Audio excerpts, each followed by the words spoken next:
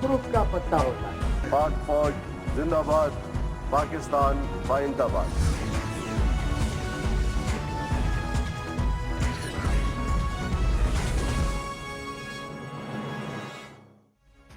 आप देख रहे हैं खबरों, तबसरों और तज्जियात पर मबनी पाकिस्तान का सबसे मोतबर न्यूज शो दुनिया, कामरान खान के साथ। अस्सलाम वालेकुम। हमारे प्यारे पाकिस्तान की एक खूबी यह है कि यहाँ कुछ नहीं पता होता कि कल क्या हो जाएगा, कब क्या हो जाएगा। कल ही इस प्रोग्राम में हमने तफसील से जिक्र किया था कि पाकिस्तान की दोनों सबसे बड़ी सियासी जमातों पाकिस्तान मुस्लिम लीग नून और तहरीक इंसाफ की मकबूलियत का एक बहुत बड़ा इम्तहान होने वाला है। सियासी मैदान में ये दोनों जमातें एक दूसरे के साथ नंबरदाज़बा होंगी और ये सब होगा 11 अक्टूबर को। लेकिन आज एक नई पेशरफ्त हुई है जिससे ये तासुर ख़त्म हो गया है और अब ये बात साबित हो गई है कि ये मुकाबला दो हलके लाहौर के और लोधरा में नहीं होने जा रहा, क्योंकि लोधरा से पाकिस्तान मुस्लिम लीग नून के वो कैंडिडेट जिन्होंने सन 2013 का इलेक्शन जीता था और इलेक्शन ट्रिब्यूनल ने उन्हें नाअहल करार दे दिया था, आज सुप्रीम कोर्ट ऑफ पाकिस्तान ने इलेक्शन ट्रिब्यूनल का वो फैसला मुअत्तल कर दिया, जिसके नतीजे में मुस्लिम लीग नून के जनाब सिद्दीक बलोच अपनी नशिस्त पे बहाल हो गए और जनाब जहांगीर तरीन का ये अज़म कि वो साबित करेंगे कि 2013 का इलेक्शन उन्होंने जीता था, धरा का धरा रह गया।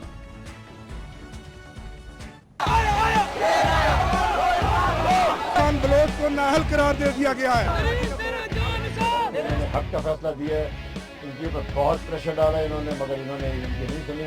मैं उन दोनों जजेस की तारीफ करता हूँ। 2.5 साल हो गए केस लड़ा, 120 दिन में फैसला होना था। ये कहाँ का इंसाफ है कि 2.5 साल के बाद अब फिर मजीद इंसाफ करेंगे। अफसोस बहुत हुआ है कि जो फैसला इलेक्शन के मैदान में होना था वो अब फैसला बंद कमरों में हो रहा है। जी हाँ, सुप्रीम कोर्ट की 3 रुकनी बेंच ने आज NA 154 पर इलेक्शन ट्रिब्यूनल के 26 अगस्त के फैसले को मुअत्तल करके ज़िमनी इलेक्शन रोकने और सिद्दीक बलोच की रुकनियत बहाल करने का हुक्म दे दिया है। ज़िमनी इलेक्शन में तहरीक इंसाफ के जहांगीर तरीन और मुस्लिम लीग नून के सिद्दीक बलोच के बेटे उमर सिद्दीक बलोच के दरमियान, जैसा कि मैंने आपको बताया, 11 अक्टूबर को ज़िमनी इलेक्शन होने थे। नाअहली के खिलाफ सुप्रीम कोर्ट में सिद्दीक बलोच की दरख्वास्त पर जहांगीर तरीन के वकील मखदूम अली खान ने आज अदालत से सदा की कि ज़िमनी इलेक्शन होने दे और ट्रिब्यूनल के फैसले के खिलाफ अपील का फैसला बाद में किया जाए। जस्टिस साकिब निसार ने रिमार्क्स दिए कि दलाइल देते नहीं, इल्ज़ाम ये लगा दिया जाता है कि अदालत ने हुक्म इम्तनाई दे दिया। अदालत ने इस्तफसार किया कि अगर इंतखाबात हो गए और उसके बाद में फैसला आया तो कौमी खजाने से इलेक्शन के लिए लाखों रुपए के खर्चे का क्या होगा। ये बहुत अहम मामला था, क्योंकि ये आम सवाल पूछा जा रहा था कि क्योंकि ये मामला सुप्रीम कोर्ट ऑफ पाकिस्तान में है और अगर इलेक्शन ट्रिब्यूनल के फैसले के नतीजे में जो ज़िमनी इंतखाब हो रहा है उसमें अगर जनाब जहांगीर खान तरीन ये इलेक्शन जीत गए और सुप्रीम कोर्ट ऑफ पाकिस्तान ने इलेक्शन ट्रिब्यूनल के फैसले को मुअत्तल कर दिया तो फिर क्या होगा और सिद्दीक बलोच क्या दोबारा कौमी असम्बली के रुकन हो जाएंगे। और ये एक बहुत बड़ा मुअम्मा था, मकमसा था, जिसका कि बहरहाल आज सुप्रीम कोर्ट की इस रूलिंग में फैसला हो गया है। सुप्रीम कोर्ट ने फरीकैन को नोटिस जारी करते हुए समाअत आज गैर मुअय्यना मुद्दत तक भी मुलतवी कर दी और NA 154 से मुतालिक इलेक्शन ट्रिब्यूनल के फैसले पर अमल दरामद रोकते हुए सिद्दीक बलोच की रुकनियत बहाल की। इसी अदालती फैसले पर जाहिर है कि जनाब जहांगीर तरीन बहुत चिरागपा हैं, बहुत नाराज़ हैं। उन्होंने कहा कि तहरीक इंसाफ इलेक्शन में मुकाबला करना चाहती थी, नून लीग इलेक्शन छोड़कर क्यों भाग गई, हालांकि फैसला तो सुप्रीम कोर्ट ने कहा है। आज उन्होंने सुप्रीम कोर्ट ऑफ पाकिस्तान के इस फैसले पर बराह रास्त तो नहीं मगर इनडायरेक्टली खुल के तनकीद की। आज इस फैसले से एक जाहिल आदमी नेशनल असेंबली में वापस चला गया। ठीक है, मैं लड़ता रहूंगा, अपील इंशाल्लाह हमारी कामयाब होगी, मगर जब तक ये नहीं होती, एक जाहिल आदमी जिसका लिखा हुआ है, जज ने लिखा है एक ट्रिब्यूनल के जो एक आईनी फर्ज अपना अंजाम दे रहा था, कि वो जाहिल आदमी है। The word is he is illiterate, judgement पढ़ लें, उसमें लिखा हुआ है और आज वो सुप्रीम कोर्ट ने उसको वापस नेशनल असेंबली में भेज दिया। जहांगीर तरीन सब इसलिए कह रहे हैं कि 26 अगस्त को इलेक्शन ट्रिब्यूनल ने मुस्लिम लीग नून के सिद्दीक बलोच को जाली डिग्री और असासे जाहिर न करने पर ताहयात नाअहल करार दिया था, लेकिन अब सिद्दीक बलोच बज़ाहिर काबिल मुआख़ज़ा नहीं रहे, क्योंकि सुप्रीम कोर्ट ने इलेक्शन ट्रिब्यूनल का ये फैसला मुअत्तल कर दिया है। پاکستان میں اسٹے آرڈر اور عدالتی عبوری احکامات کئی اراکین پارلیمنٹ کی سیاسی زندگی میں نئی روح پھونک چکے ہیں اور آج کا یہ پہلا واقعہ نہیں ہے۔ موجودہ پارلیمنٹ میں کئی ایسے اراکین موجود ہیں۔ مثال کے طور پر رواں سال 4 مئی کو الیکشن ٹریبونل نے خواجہ سعد رفیق کو حلقہ ANO 125 میں انتخابی بے ضابطگی پر نااہل قرار دیا تھا، مگر کل 11 دن بعد ہی یعنی کہ 15 مئی کو سپریم کورٹ نے ان کی رکنیت بحال کر دی تھی۔ اس کے علاوہ قبائلی علاقہ جات سے حلقہ ANO 47 پر تحریک انصاف کے رکن قومی اسمبلی قیصر جمال کو الیکشن ٹریبونل نے نااہل قرار دیا، لیکن مئی 2014 میں سپریم کورٹ سے اسے اسٹے آرڈر ملا، لیکن وہ 1.5 سال سے اپنی ڈشز پر برقرار ہے۔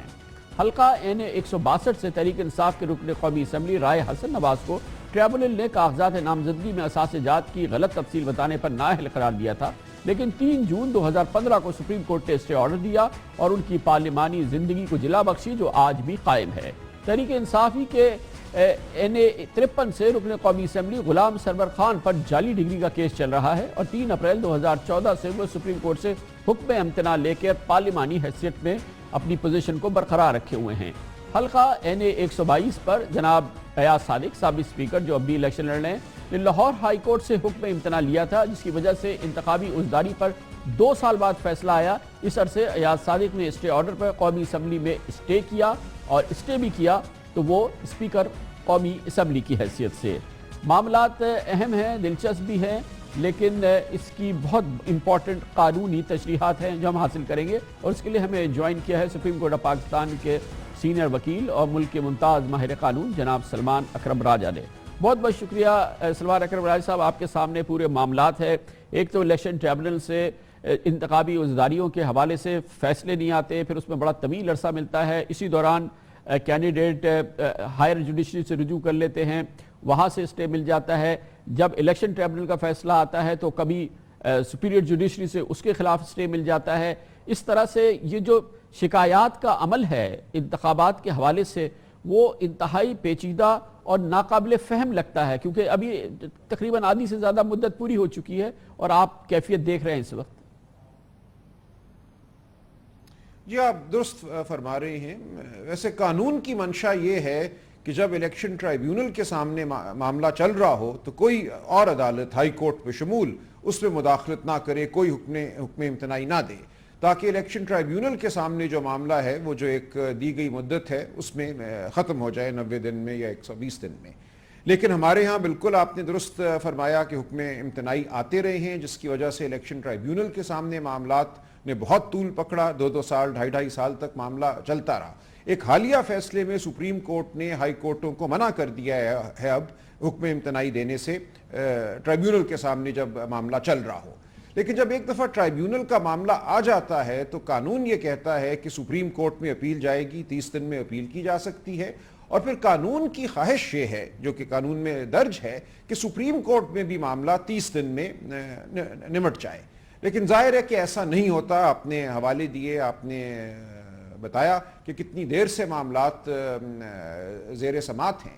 اب یہ ہمیں خواہش کرنا چاہیے کہ معاملات جو آخری عدالت ہے اس ملک کی سپریم کورٹ آف پاکستان، اس میں بھی جلدی طے ہو جائیں، تاکہ اس کے بعد ضرور یہ انتخابی مارکہ ہو اگر ہونا ہے۔ اگر واقعی الیکشن ٹرائیبیونل کا فیصلہ درست ہے، ایک شخص نااہل تھا، تو پھر اس کو نہیں نیشنل اسمبلی میں بیٹھنا سلمان صاحب یہ نہیں ہونا چاہیے کہ یہ مسئلہ سامنے آ رہا ہے۔ مثال کے طور پہ جیسے کہ میں نے عرض کیا، سعد رفیق صاحب کو مئی کے دوسرے ہفتے میں نااہل قرار دیا تھا ٹریبونل نے، اور پھر چند دنوں کے اندر سپریم کورٹ نے اس کے خلاف حکم امتناعی تو جاری کر دیا، لیکن مئی سے لے کے اب ہم اکتوبر میں داخل ہو رہے ہیں اور اس سلسلے میں کوئی پیش رفت نظر نہیں آ رہی۔ اس کا مطلب یہ کہ وہ الیکشن ٹریبونل کا وہ فیصلہ کہ سعد رفیق صاحب نااہل ہیں وہ ہوا میں معلق ہے۔ اسی طرح سے آج جناب صدیق بلوچ کے حوالے سے الیکشن ٹریبونل کے فیصلے کو سپریم کورٹ نے اس کو معطل کیا ہے، اور اب اس کے لیے کوئی تاریخ بھی نہیں ہے کہ یہ کیس اب کب سنا جائے گا۔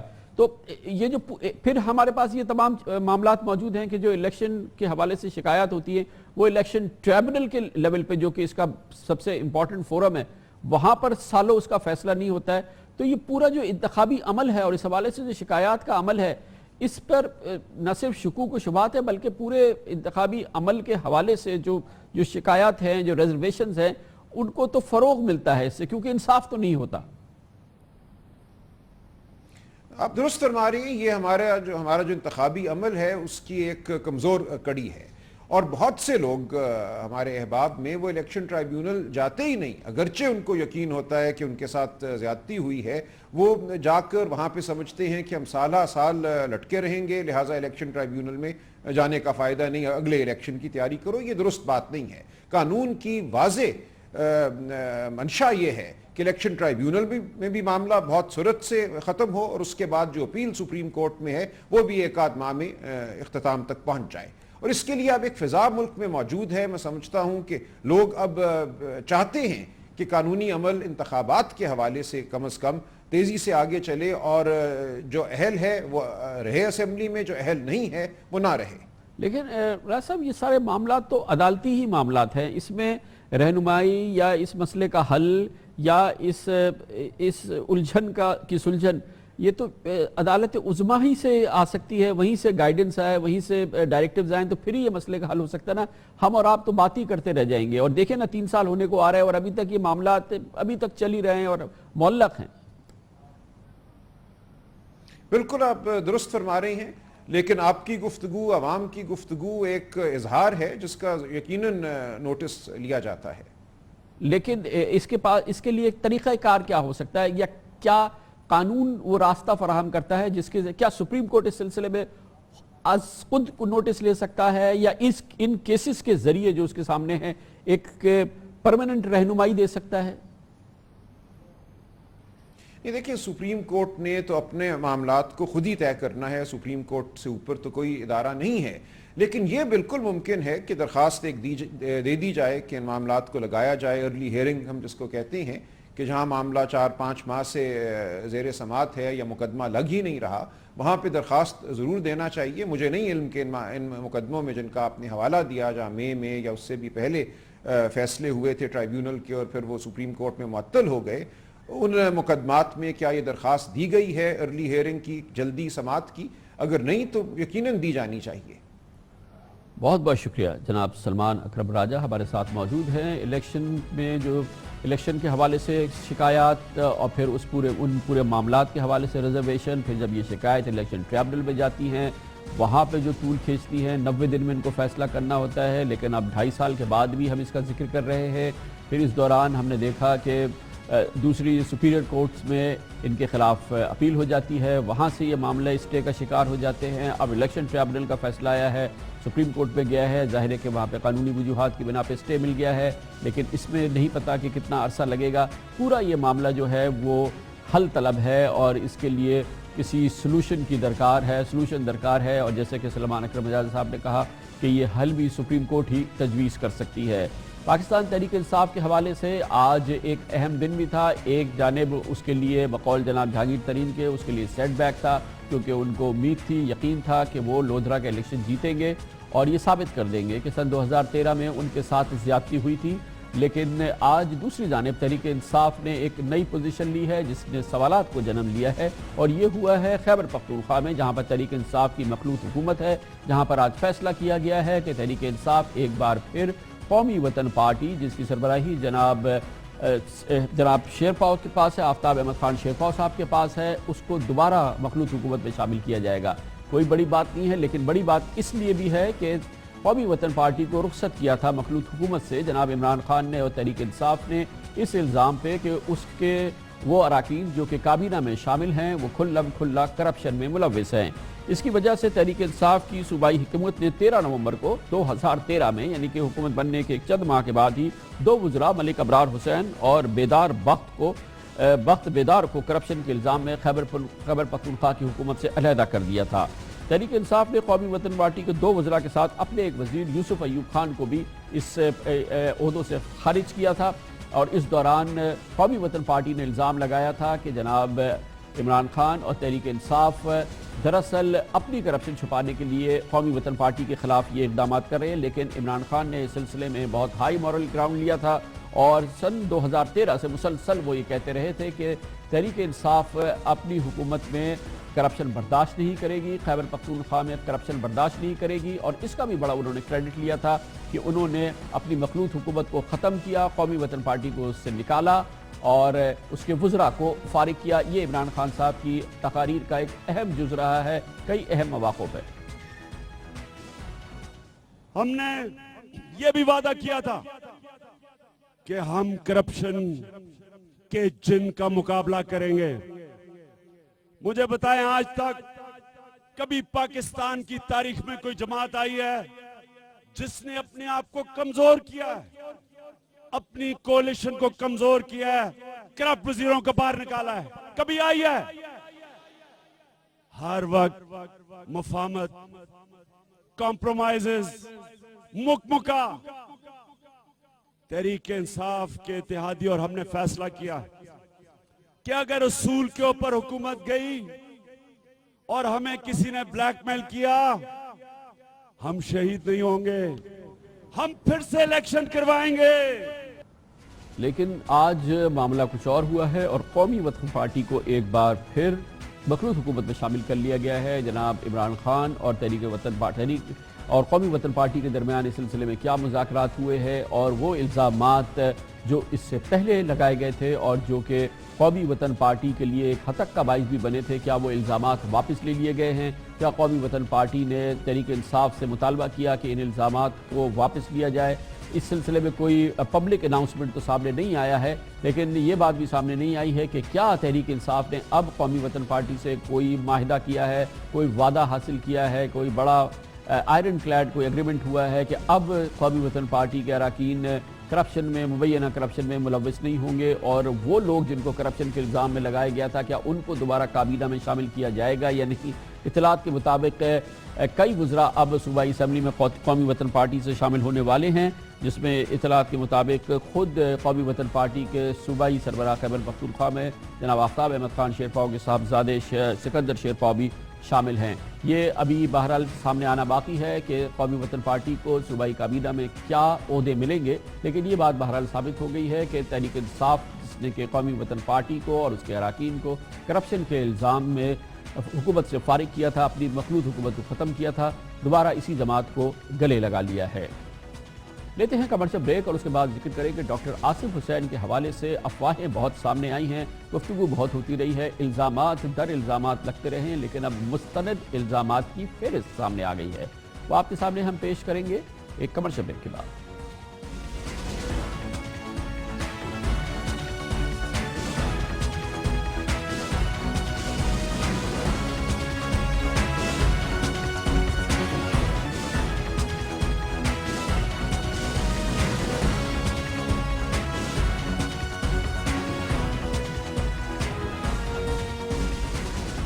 Welcome back. Pakistan Peoples Party سے تعلق رکھنے والے جناب ڈاکٹر آصف حسین کو اب سے تقریباً 2 ہفتے قبل گرفتار کیا گیا تھا اور انہیں باقاعدہ رینجرز نے اپنی تحویل میں لیا تھا۔ ان کے خلاف انسداد دہشت گردی کی شقیں لگائی گئی تھی۔ ڈاکٹر آصف پہ الزام یہ ہے کہ انہوں نے اپنے اسپتالوں کو دہشت گردی کی معاونت کے لیے استعمال کیا ہے۔ یہ الزامات ہیں جو ڈاکٹر آصف پہ لگائے گئے ہیں۔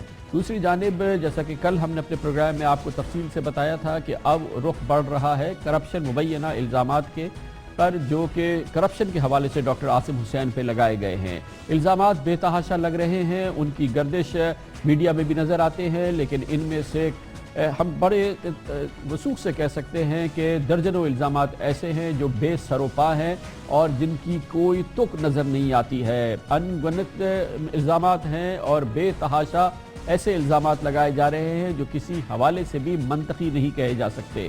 جیسا کہ کل کے ہم نے اپنے پروگرام میں بتایا تھا کہ اب باقاعدہ الزامات کے خلاف تحقیقات کا عمل شروع ہو رہا ہے، اور وہ الزامات جو اب سامنے آئے ہیں جن کے خلاف تحقیقات ہوگی وہ سامنے آ گئے ہیں، مستند طریقے سے سامنے آئے ہیں۔ یہ بات ثابت ہو گئی ہے کہ اب رینجرز نے باقاعدہ جو ثبوت اس کے پاس موجود تھے ان معاملات میں جن کا تعلق دہشت گردی سے نہیں ہے وہ نیب کے حوالے کیے ہیں، اور نیب کو اس سلسلے میں بتایا گیا ہے کہ وہ ان معاملات کی تحقیقات کر سکتی ہے، کیونکہ ان کا تعلق جناب ڈاکٹر آصف حسین کی اس مدت سے ہے جب وہ حکومت میں تھے، وفاقی کابینہ کے رکن تھے۔ اس کے علاوہ وہ Pakistan medical and dental council کے سربراہ رہے ایک طویل عرصے تک، اور ان تمام معاملات کے حوالے سے ان کے خلاف جو الزامات ہیں اس کی تحقیقات کے لیے نیب کو باقاعدہ رینجرز کی جانب سے جو اس کے پاس ثبوت ہے जो उसके पास गवाहियाँ हैं वो रेंजर्स के हवाले कर दी गई हैं। जो अब तक जो मुसद्दिका बात सामने आई है, जैसा कि हमने कल अपने प्रोग्राम में बताया, डॉक्टर आसिम पर पहला इल्ज़ाम ये है कि उन्होंने क्लिफ्टन और नॉर्थ नज़ाबाद में शहर के दीगर इलाकों में अस्पतालों के लिए प्लॉट्स की गैर कानूनी अलॉटमेंट कराई या चाइना कटिंग को इस्तेमाल किया, यानी कि गैर कानूनी तौर पे ज़मीनों पे मुबैना तौर पे कब्जा किया।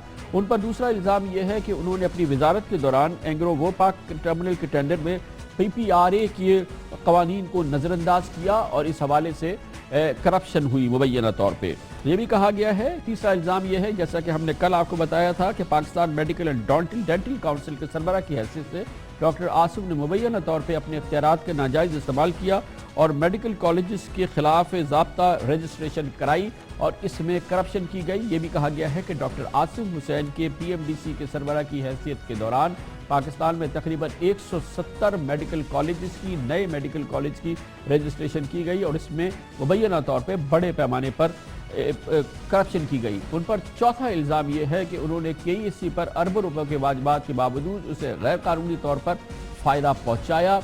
ये इस हवाले से कराची इलेक्ट्रिक का कहना यह है कि इन इल्ज़ामात की इससे पहले भी कई बार तस्दीक हो चुकी है।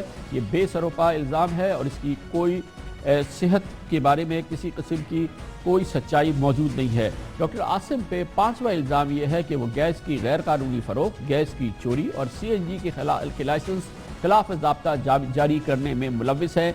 ये मामला जो है ये अब वो इल्ज़ामात हैं जो कि जिनको कि आप सैकड़ों इल्ज़ामात जो डॉक्टर आसिम के हवाले से सुनते रहे हैं, अब वो एब्रिज होके एक मुस्तनद सूरत हाल शक्ल में मौजूद है।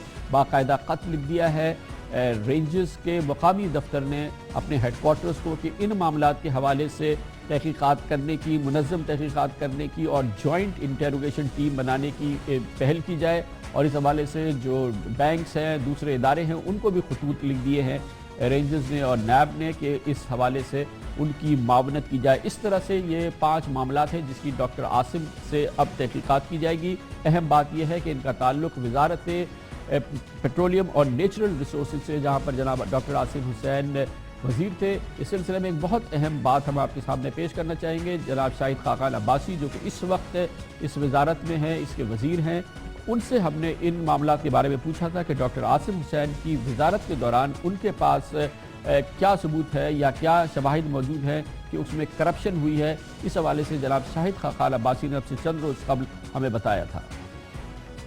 नहीं, ना हमें किसी ने अप्रोच किया और ना ही हमने किसी को अप्रोच किया। और ये बात भी वाज़ेह होती है कि जो मिनिस्ट्रीज होती हैं इनमें जो प्रिंसिपल अकाउंटिंग ऑफिसर होता है वो सेक्रेटरी होता है, मिनिस्टर नहीं होता।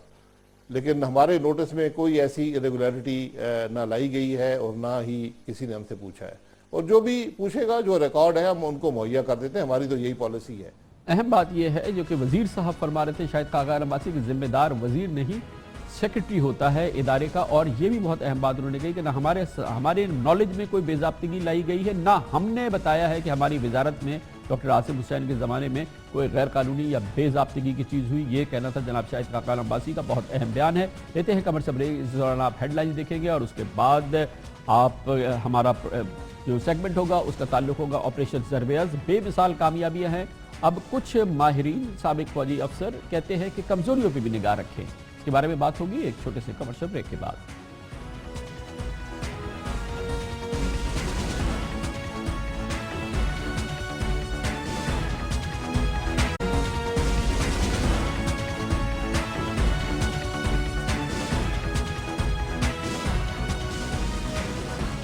Welcome back. ऑपरेशन ज़रबेज़ की कामयाबियों की समरात पूरे पाकिस्तान में नज़र आते हैं। पूरे पाकिस्तान में इस पूरे, चाहे वो हमारे शहर हों, गांव हों या कबायली इलाके हों, वो सूरत हाल कतई नहीं है जो कि अब से 1.5 साल 2 साल पहले देखने में आती थी।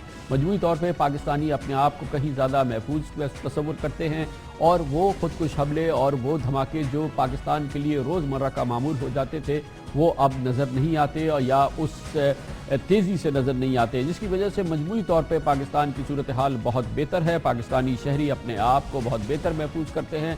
पाकिस्तान आर्मी के इमेज में इजाफा हुआ है और उसके साथ ही उसके सिपह सलार जनरल राहील शरीफ के इमेज में। لیکن اسی دوران جبکہ آپریشن ضرب عزم کے تحت دشمن پہ یا دہشت گردوں کے خلاف بھرپور جنگ جاری ہے، ان کے ٹھکانوں کو تباہ کیا جا رہا ہے، ان کے بڑے لوگوں کو پکڑا جا رہا ہے، مقابلے میں ان کو ہلاک کیا جا رہا ہے، اس دوران بھی پاکستان میں دہشت گردی کی کارروائیاں جاری ہیں۔ گزشتہ سال دسمبر میں آرمی پبلک سکول پر حملے کے بعد اب تک کم از کم 9 بڑے دہشت گرد حملے پاکستان میں ہو چکے ہیں، لیکن اسی لیے فوج کی جانب سے بار بار کہا جاتا ہے کہ یہ ایک لمبی لڑائی ہے اور یہ مسلسل جاری رہنی چاہیے۔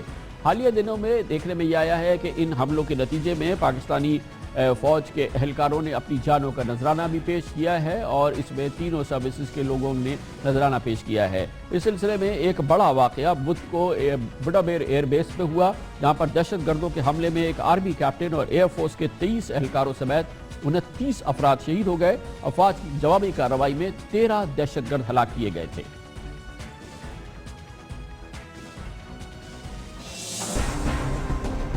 پشاور میں ایئر فورس کیمپ پر دہشت گرد حملے میں کیپٹن اسفن یار اور 16 نمازی شہید ہو گئے۔ جرأت اور بہادری کی وہ مثال رقم کی ہے جس پر پوری قوم کو ہمیشہ ان پر ناز رہے گا۔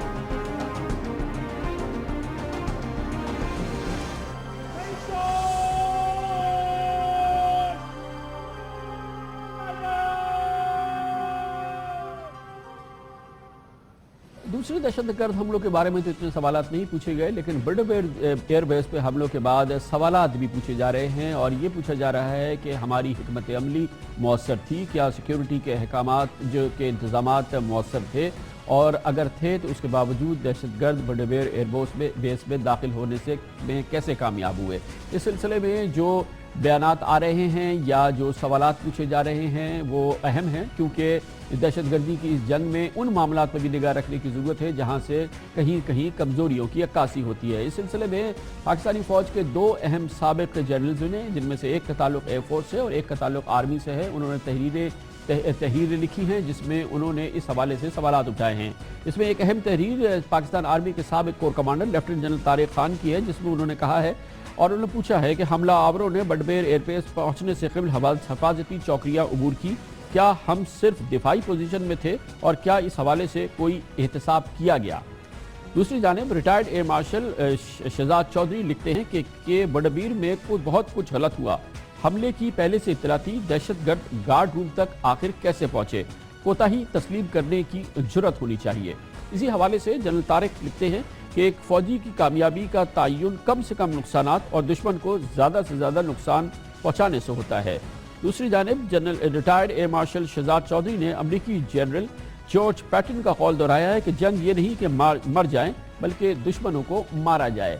یہ وہ سوالات ہیں، بنیادی سوالات جو کئی اور دفعہ بھی کئی اور جگہ سے بھی پوچھے گئے ہیں، ان کا تعلق اس واقعے سے جو خاص طور پہ بڈابیر ایئر بیس میں ہوا۔ جیسے کہ ہم نے پہلے آپ سے کہا کہ اس شاندار کامیابی کے سفر میں ضرور ہے کہ احتیاط سے کام لیتے ہوئے یہ دیکھا جائے کہ کہیں ایسا تو نہیں ہے کہ کوئی ایسے مقام ہو یا ایسی کوئی کمزوری ہو جس کا دہشت گرد فائدہ اٹھاتے ہوں اور جس کے ذریعے وہ پاکستانیوں کو ایک بار پھر دہشت گردی کا نشانہ بناتے ہیں۔ پچھلے 9 ماہ کے دوران جو 10 بڑے دہشت گرد حملے ہوئے ہیں اس میں دیکھا یہ گیا ہے کہ عام طور پہ معصوم شہریوں کو نشانہ بنایا گیا ہے اور اس انداز سے حملے کیے گئے ہیں جس کی کہ پریونشن مشکل تھی، لیکن اگر مضبوط انٹیلیجنس ہوتی تو شاید وہ انسیڈنٹس یا وہ واقعات کو روکا جا سکتا تھا یا حملہ ہونے سے پہلے بتایا جا سکتا تھا۔ لیکن اس کے علاوہ یہ بات بھی بہت اہم ہے کہ درجنوں بلکہ شاید 20 ایسے واقعات ہیں جن کو ہونے سے پہلے روکا گیا ہے مؤثر انٹیلیجنس کے نتیجے میں۔ 18 دسمبر سے 13 ستمبر کے دوران جو حملے ہوئے ہیں ان میں باجوڑ میں بم دھماکے میں ایف سی کے اہلکار جاں بحق ہوئے، راولپنڈی امام بارگاہ میں خودکش حملے میں 8 افراد، شکارپور امام بارگاہ میں 61 افراد، پشاور کی امام بارگاہ میں 21 افراد، لاہور کی پولیس لائن پر خودکش حملے میں 8 افراد، یوہانا کے گرجا گھروں میں خودکش حملے میں 15 افراد ہلاک، کراچی میں صفورہ سہانے میں 46 افراد، اٹک میں وزیر داخلہ پنجاب شجاع خان زادہ کو شہید کیا گیا اور ان کے ساتھ 19 افراد جاں بحق، اور ملتان کے بہاڑی چوک میں دھماکے سے 10 افراد گئے ہیں۔ یہ اسی ماہ ہوا ہے، لیکن جیسے کہ آپ نے دیکھا ان تمام واقعات میں معصوم شہریوں کو، عام لوگوں کو مذہبی بنیاد پر خاص طور پہ امام بارگاہوں میں شہید کیا گیا ہے۔ جوابی کارروائیاں بھی ہوئی ہیں جس میں لشکر جہنمی کی سب سے اہم شخصیت اسحاق حافظ اسحاق اور ملک اسحاق اور ان کے 13 ساتھیوں کو ایک مقابلے میں ہلاک کیا گیا ہے۔ کاؤنٹر ٹیررزم کی کارروائیاں ہو رہی ہیں، جیسے کہ ہم نے آپ کو بتایا کہ ضرب عضب کی کامیابی کی گواہی ہر پاکستانی دے رہا ہے، پاکستان کی سڑکیں، پاکستان کی گلیاں بھی دے رہی ہیں، لیکن بہرحال اہم سوالات ہیں، اس پر ہم بات کریں گے اور اس کے لیے ہمیں جوائن کیا ہے ممتاز دفاعی تجزیہ کار بریگیڈیئر ریٹائرڈ جاوید حسین نے۔ بہت بہت شکریہ بریگیڈیئر صاحب، ماشاءاللہ آپریشن ضرب عضب کی کامیابیوں کی گفتگو بہت ہو رہی ہے، لیکن بڈ بیر ایئر فورس بیس پہ جو حملہ ہوا جس میں یہ ٹیررسٹ جو ہیں وہ بیس میں داخل ہونے میں کامیاب ہو گئے، اس حوالے سے یہ بھی کہا گیا ہے، جنرل طارق خان نے کہا ہے کہ ہمیں دفاعی پوزیشن نہیں ہونی چاہیے، ڈیفینسو نہیں ہونی چاہیے، ہماری اوفینسو اسٹریٹجی ہونی چاہیے۔ کہا تو جا سکتا ہے، مگر آپ کی خود اس بارے میں کیا رائے ہے، آپ کیا سمجھتے ہیں؟ جی میں صرف بڑا بیر کی بات نہیں کروں گا، اس سے پہلے آپ دیکھیں کہ ولنریبل ایریاز کے اوپر جو ملیٹنٹس نے، جو دہشت گردوں نے جو اٹیکس کیے ہیں وہ سب کامیاب ہوئے ہیں، چاہے وہ جی ایچ کیو کا اٹیک ہو، مہران بیس کا ہو، کامرا کا ہو، یا کراچی ایئرپورٹ کا ہو، یا اب یہ بڑا بیر کا، اور چھوٹے چھوٹے تو بہت ہو چکے ہیں۔ اب سب سے بڑی چیز یہ ہے کہ جیسے آپ نے کہا ہے اور جیسے وہ جنرل طارق خان نے کہا ہے کہ کم سے کم ہماری لاسز ہوں اور میکسیمم ہمارے گینز ہوں۔ اب وہ صرف پلاننگ جب تک صحیح نہیں ہوگی تو یہ اس چیز کو اچیو کرنا ذرا مشکل ہوتا ہے۔ اب آپ یہ دیکھیے کہ دشمن جو ہے وہ 3 جگہ پہ ہے، ایک تو وہ ہے ٹرائبل ایریاز میں، دوسرا جو ہے وہ افغانستان کے جو بارڈر پروونسز ہیں ڈیورنٹ لائن کے ساتھ وہاں پر ہے، تیسرا جو اس کا ڈپلائمنٹ ہے وہ اربن ایریاز میں سلیپر سیلز میں ہے۔ اب دیکھنا یہ ہے کہ ہم کو اوفینسو جو کرنا ہے وہ کس کے خلاف کرنا ہے۔ پہلے ہم نارتھ وزیرستان میں جائیں اور ان کو ہم چھوڑ دیں جو افغانستان میں اور جو سلیپر سیلز میں ہیں، تاکہ وہ پیچھے سے کرتے رہیں، وہ ڈیورنٹ لائن کو کراس کر کے آتے جائیں۔ بار بار ہم یہی کہتے ہیں کہ جی پلاننگ، لیکن بریگیڈیئر صاحب ابھی تک جو ہم نے دیکھا ہے پچھلے 1 سال میں، ہم نے دیکھا ہے کہ نارتھ وزیرستان میں بھی بڑا انٹینس آپریشن ہوا ہے، ساؤتھ میں بھی آپریشن ہوا ہے، دوسری ٹرائبل ایجنسیز میں بھی ہوا ہے، اور شہروں میں بھی لا انفورسمنٹ ایجنسیز، پولیس اور پیراملٹری اور انٹیلیجنس جو ہے وہ کارروائی کر رہے ہیں۔ ان 3 جگہ پہ پچھلے 1.5 سال میں ایکشنز تو بہت ہوئے ہیں اور اس کی گواہی بھی موجود ہے۔ میں وہی آپ سے کہنا چاہ رہا ہوں نا کہ اگر آپ 1 منٹ مجھے دے دیں، یہ آپ سوات کا آپریشن لے لیں، راہ راست، اور آپ ساؤتھ وزیرستان کا لے لیں، راہ نجات، یہ کاؤنٹر انسرجنسی آپریشن تھا، مگر ان کو کنونشنل طریقے سے ان کو چلایا گیا ہے۔ نتیجہ یہ ہوا کہ وہ سٹے بیہائنڈ پارٹیز انہوں نے چھوڑ دی دہشت گردوں نے، باقی نکل گئے، وہ افغانستان میں چلے گئے، دوسری ایجنسیز میں چلے گئے۔ تو اب 2 چیزیں ہیں، ایک تو ہے کنٹرول آف سپیس یا elimination of terrorist. Elimination of terrorist ہوتی ہے اوفینسو ایکشن سے، کیونکہ ہم کنونشنل طریقے سے اندر گئے ہیں نارتھ وزیرستان میں بھی۔ تو میں یہ کہنا چاہ رہا ہوں کہ یہ 3 جگہ جو میں نے آئیڈینٹیفائی کی ہیں، ٹرائبل ایریاز میں، بارڈر پروونسز میں اور اربن ایریاز میں، میرے نظروں میں پہلا جو آپریشن ہمارا ہوتا ہے ضرب یہ نارتھ وزیرستان میں نہیں، بلکہ پہلا ہمارا ہوتا ہے سائملٹینیسلی انٹیلیجنس، ایکشنیبل انٹیلیجنس ہم کو ملتی کہ یہ جو دہشت گرد ہیں پاکستانی وہ کہاں پر موجود ہیں اکراس دا ڈیورنٹ لائن۔ جب وہ معلوم ہو جاتا تو ہم وہاں پر ان کو ہٹ کرتے، تاکہ جو خوف انہوں نے ہمارے اوپر رکھا ہوا ہے وہ ہم ٹرانسفر کرتے ان کے اوپر کہ you can run but you can not Hyde. مگر بریگیڈیئر صاحب اس کا مطلب یہ کہ ہم افغانستان سے جنگ پر آمادہ ہوتے۔ جنگ کی بات نہیں ہے اس میں، بات یہ ہے کہ یا تو آپ یہ کرتے، آپ ہمیشہ یہی کہتے رہیں۔ ابھی وہ D G I S P R نے یہ کہا کہ جی یہ بڑا بیر پہ جو آپریشن ہوا ہے یہ افغانستان میں اس کی پلاننگ ہوئی ہے، وہاں سے اس کا کنٹرول کیا گیا ہے، وہاں سے ان کے دہشت گردوں کو بھیجا گیا۔ یہ کب تک ہم کہتے رہیں گے؟ ہم نے وہاں پر ان کو ٹرانسفر، فیئر کو ٹرانسفر کرنا ہے، خوف ان کے دلوں میں ڈالنا ہے کہ ہم جہاں پر بھی ہیں یہ پاک آرمی جو ہے وہ پہنچ جائے گی وہاں پر، اور ان کو ہم نے ختم کرنا ہے۔ اسی طرح سائملٹینیسلی اربن ایریاز میں جو ہیں स्लीपर सेल्स, उनको ख़त्म करना है। ये सब उसी वक्त हो सकता है जब तक हमको सही 100% साउंड इंटेलिजेंस नहीं मिलती है। जो अफसोस से कहना पड़ता है कि ये जो जितने भी हमले हुए हैं ज़रबे अज़ चलने के बाद, तो उसकी इंटेलिजेंस हमारे पास नहीं थी, किसी एक को हम प्रीएम्प्ट नहीं कर पाए हैं। ये जो सवाल पूछे हैं, और जो 2 आर्टिकल्स, एक आर्टिकल जो आया है इसमें तारिक खान का और शहजाद चौधरी का, तो उसमें भी यही लिखा है कि हमने किसी को प्रीएम्प्ट हम नहीं कर सके हैं। हमारे पास ये एक, आई रिग्रेट टू से दिस, मगर इंटेलिजेंस जो है उसको और एक्टिव होना पड़ेगा। बहुत शुक्रिया ब्रिगेडियर साहब। ब्रिगेडियर जावेद हुसैन हमारे साथ थे। प्रीएम्प्ट भी किया गया है। अगर देखा जाए रिकॉर्ड सामने है, कई ऐसे मौक़ों पर जब दहशतगर्द तैयारियां कर रहे थे और बड़े ऐसे हमले जो कि होने वाले थे उनको रोका गया है मजबूत इंटेलिजेंस की बुनियाद पर, इसमें कोई शक नहीं है। हर लिहाज से कहा जा सकता है कि 15 जून 2014 से जारी ऑपरेशन ज़रबे अज़ की सूरत में पाकिस्तानी फौज इस वक्त पाकिस्तान की बका की जंग लड़ रही है। ISPR कहती है कि ऑपरेशन ज़रबे अज़ का 1 साल मुकम्मल होने पर 763 दहशतगर्दों को ठिकाने लगाया गया।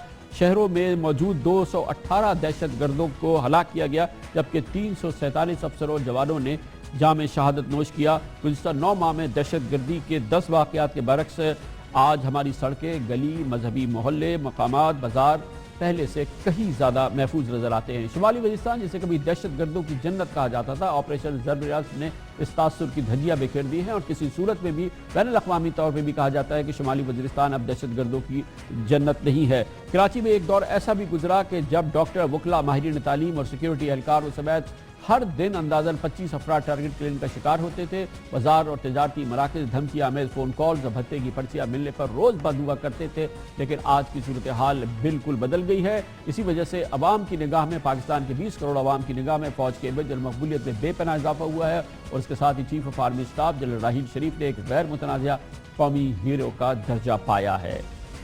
लेते हैं कमर्शियल ब्रेक और उसके बाद जिक्र होगा दुनिया में भारत में खूब शोर मच रहा है कि नरेंद्र मोदी अमेरिका गए और अमेरिका में छा गए। आज हम आपको बताएंगे कि छाए भारत के नरेंद्र मोदी नहीं, अमेरिका में इसी मौके पे छाई पाकिस्तान की मलाला यूसुफजई। मोदी नहीं, ये मलाला का दौर था। पिछले एक हफ्ता अमेरिका ने किस तरह से पाकिस्तान की इस बच्ची को सर आंखों पे रखा, ये आपको दिखाएंगे एक छोटे से कमर्शियल ब्रेक के बाद। World leader sitting there, look up, because the future generation is raising their voice. Today, we are 193 young people representing billions more.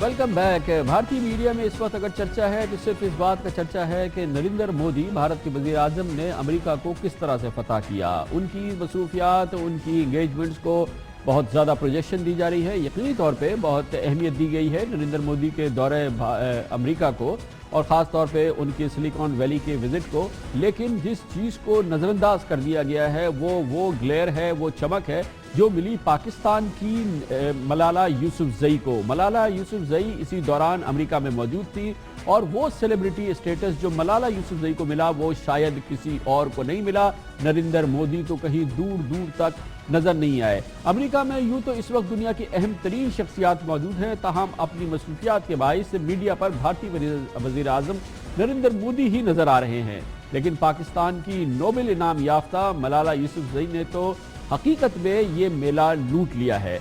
Narendra Modi ने सिलिकॉन वैली का दौरा किया, गूगल के हेडक्वार्टर गए और फेसबुक के मालिक के मार्क ज़करबर्ग से भी मिले।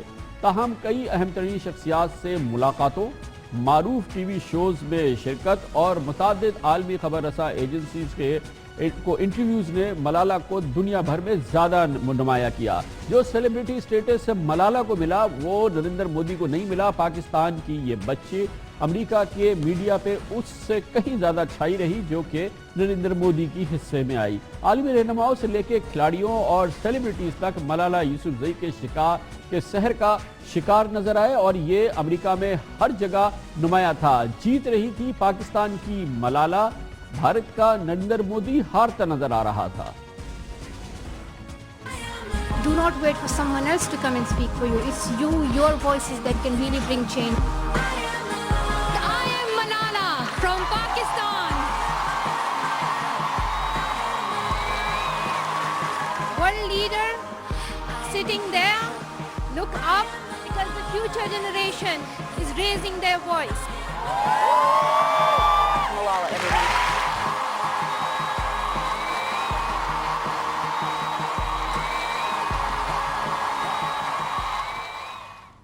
ہماری 18 سالہ ملالہ یوسفزئی جمعے کو اقوام متحدہ کی جنرل اسمبلی میں شرکت کے لیے وہ آئے ہوئے 193 ملکوں کے نمائندوں سے خطاب کیا اور یہ ایک اعزاز تھا جو انہیں حاصل ہوا۔ اقوام متحدہ میں دنیا کی کئی پائیدار ترقی کی سمٹ کے حوالے سے خطاب کرتے ہوئے ملالہ یوسفزئی نے کہا کہ یہاں موجود عالمی رہنما اس بات کا وعدہ کریں کہ وہ بچوں کی تعلیم کے حق کو یقینی بنائیں گے۔ Education is not a privilege. Education is a right. Education is peace. Dear world leaders, dear brothers and sisters, promise to all children that you will keep your commitments and invest in our future. Promise that every child will have the right to safe, free and quality primary and secondary education. This is the real investment that the world needs and that the world leaders should do. برطانوی news agency روائٹرز کو interview میں ملالہ نے کہا کہ دنیا کے امن و ترقی کے لیے تعلیم کو اہمیت دینی ہوگی۔ انہوں نے کہا کہ عالمی رہنماؤں کو چاہیے کہ وہ دنیا بھر کے بچوں کے لیے اسی طرح سوچیں جیسے وہ اپنی اولاد کے لیے سوچتے ہیں۔ ملالہ یوسفزئی نے 3 روز قبل CBS چینل پر اسٹیفن کولبرٹ کے مقبول ترین شو میں شرکت کی، جبکہ 2 روز قبل امریکی خاتون اول مشیل اوباما اور گلوکار بیونس کے ہمراہ انہوں نے سالانہ گلوبل سٹیزن فیسٹیول میں بھی شرکت کی اور خطاب کیا، جہاں پر انہیں ایک عظیم الشان سیلیبریٹی کا درجہ دیا گیا۔ گلوبل سٹیزن فیسٹیول میں اقوام متحدہ کے سیکرٹری جنرل بان کی مون، امریکی نائب صدر جو بائیڈن، فیس بک کے مارک زکربرگ جیسی اہم ترین شخصیات نے شرکت کی تھی اور وہ ملالہ سے مل رہے تھے۔ ابھی 2 روز قبل مائیکروسافٹ کے مالک اور دنیا کے امیر ترین افراد میں شامل بل گیٹس نے ملالہ یوسفزئی سے ایک تقریب میں ملاقات کی۔ اس موقع پر ملالہ کے ساتھ تصویریں بنا کر بل گیٹس نے کہا کہ ان کی بیٹیاں فیس بک پر یہ تصویر دیکھ کر رشک کریں گی۔ نیو یارک میں ملالہ یوسفزئی سے ملاقات کے بعد گزشتہ روز عالمی شہرت یافتہ کھلاڑی ڈیوڈ بیکہم نے کہا کہ وہ حیرت انگیز اور متاثر کن شخصیت رکھنے والی ملالہ سے دوبارہ ملاقات کو اپنی خوش قسمتی سمجھتے ہیں۔